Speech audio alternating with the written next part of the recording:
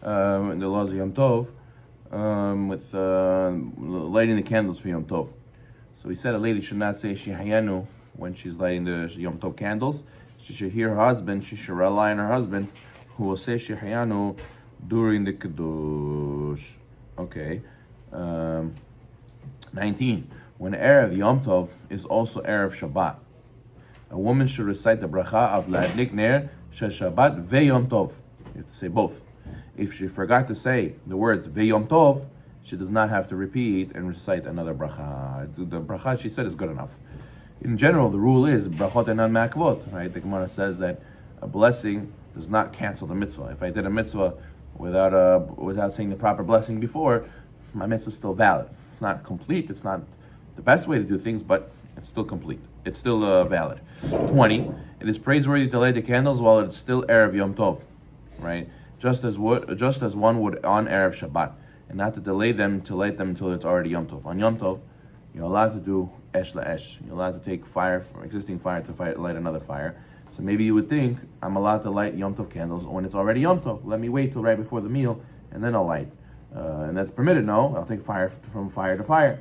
But it's still better to light like you do Erev Shabbat, before the holiday comes in, before Shabbat comes in. That's when you should light the candles. But if it's second day Yom Tov, usually we wait till after the certain time, that it's already the next day, it's already the next Yom Tov, then we light the candles on the second day like that. 21. When Yom Tov is Motzei Shabbat, then the candles may not be lit until Shabbat is over, right? You can't light Motzei Shabbat, the candles early before Yom Tov, because you're going to be infringing on Shabbat, doing Melacha on Shabbat. One can even begin his meal before lighting the candles if he's waiting for Rabbeinu Tam, and light the candles during one's meal. 23, look at note 23. The Yekut Yosef adds that before lighting the candles on Motzei Shabbat Yom Tov, you should say Baruch HaMavdil Min Kodesh LaKodesh, and then you light the candles, and she should be careful not to extinguish the match she used to light the candle with. Okay. How do you turn it off then? You just put it down. Yeah, you put it down in a safe. Can you put it in water? No. You just put it down; it'll die on its own. Okay. 22. When staying in a hotel for Yom Tov, right? A lot of people go away. Sukkot, they go away. Pesach, right? For Yom Tov. So where do you light Shabbat candles? Where do you light Yom Tov candles? So the best place is dining room table where you'll be eating. If it's not possible, light in the room that you're sleeping. If that's not possible, lighting the dining hall where they're eating. If that's not possible, lighting the hotel lobby or a table in the dining hall that is too far to benefit from is not a valid option. And if one does so, your bracha is in vain. The last option is to light electric light in your room. If they're incandescent light bulbs, they should be lit without a bracha. If they're LED, without a bracha. So the incandescent is with a bracha, LED is without a bracha. 23, let's say it's Sukkot, and you're in the sukkah. Where do you light the candles for Yom Tov?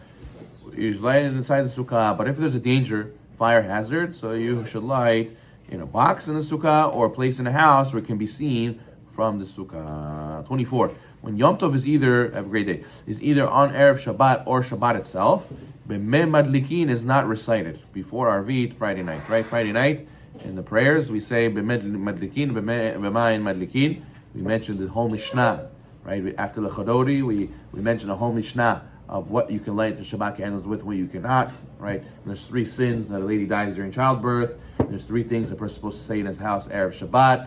All these Mishnayot that we mentioned, you do not say them when Yom Tov is either Erev Shabbat or on Shabbat itself. Okay, good. 25. When setting up the candles on Yom Tov, you may remove old wax inside the cold candle holders with a knife, so there'll be more room to put new candles. 26. One may cut the bottom of a candle on Yom Tov to make it fit in the candlestick. Preferably, you should do it by hand. 27. Sometimes people, they want the candlestick to stick. It'll fall, God forbid. So they want to use the existing flame to heat up the wax. That way it could stick and stay. You're not allowed to do that. One may not melt the bottom of a candle with a flame to help it stay in place. Let's say you don't use candlestick with wax. You use oil. 28. When using oil for the Yom Tov lights, one may add water to the oil before lighting the wick, even though the water will eventually extinguish the flame. Right? However, one may not add water after he lit the wick. What we do is usually when ladies use oil to light the candles, He puts a lot of oil and they put a little bit of water. And this water helps that when the oil runs out, the flame will hit the water and put itself out. You're allowed to do that when you set it up in advance that way, but not to add water after the candle's already lit. 29, when setting up the floating wicks, right? You use floating wicks when you use oil. The wicks should be put into the floaters before Yom Tov. Usually they sell the cork base and they sell the wick, and you have to stick the wick into the cork base, right, to float, right? You have to put the two pieces together. You should do this before Yom Tov. A lot of people, they take the whole box. What do? They take the whole box and they buy it. It comes a stack of cork floaters and a bundle of wicks. What do? Right when they buy it, they sit there and put each one in. They put each one in. Let's say there's 50. You put 50 in, and you leave the box already with the wick inside. That way, right before Yom Tov, you're not rushing to put it in the base. It's already made. It's already completed. That way, you could just use it right away. That's the best thing to do. If one did not do so, if let's say you forgot to put the wick into the floating cork base, then you shouldn't do it on Yom Tov. You should use wax candles for to light the Yom Tov candles. If one does not have wax candles, he may rely on the opinions that permit one to place the wick into the floater on Yom Tov. There's some opinions who say it's a sur to put the wick into the floater on Yom Tov. You should do it all before. If you forgot to, better to light with wax candles. If you don't have wax candles, you can rely on the opinions who say you could put the floater into the wick. What? What about Shabbat Yom Tov? Okay. Oh, Shabbat going into Yom Tov? Yeah. Okay, that's why I told you, when you buy it, you should right away do all of them during the weekday. That way you don't have to run into this issue. 30, when removing the old wicks from the first day of Yom Tov, from the cups, one should not remove the wicks directly with your hands. You should use a spoon or a toothpick to remove it. Kiddush on Yom Tov. Just like on Shabbat, it is prohibited to eat or drink before reciting Kiddush on Yom Tov. So you come home from shul, you want to get a snack, you want to drink, you cannot do it without doing Kiddush. You got to eat. You got to only eat after Kiddush. 32, women are also obligated on hearing or reciting Kiddush on Yom Tov. When Yom Tov is Motzei Shabbat, you got to do Kiddush and Havdalah together. This is called Yak Nahas. 34, when reciting the bracha on fire, one may use the Yom Tov candles and one does not have to light a new flame.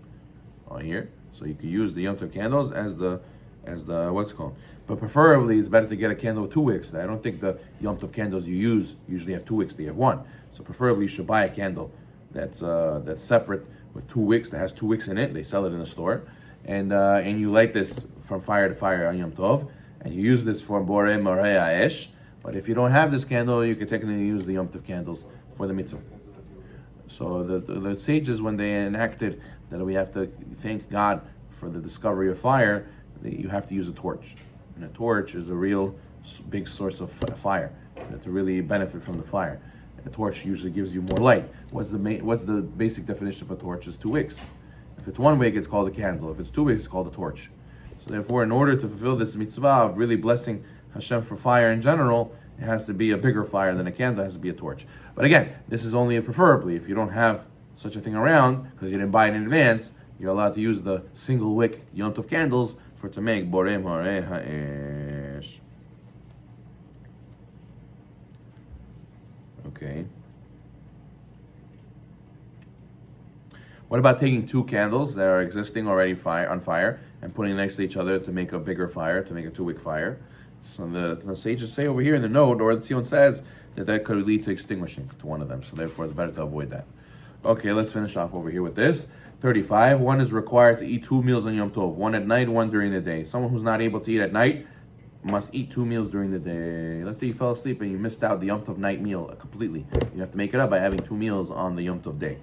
What about third meal? Is there a third meal on Yom Tov? No. 36. Even though the third meal is not compulsory, it is praiseworthy to eat fruit or the like.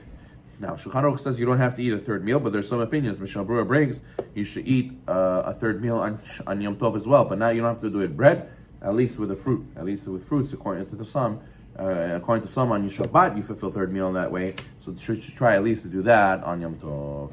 37. One is obligated to eat bread at both meals Yom Tov and use lechem mishnet, 2 portion of bread. You would think that, it's only on Shabbat that way. No. Double portion you also have to, you do on 2 loaves of bread, you have to do on Yom Tov as well.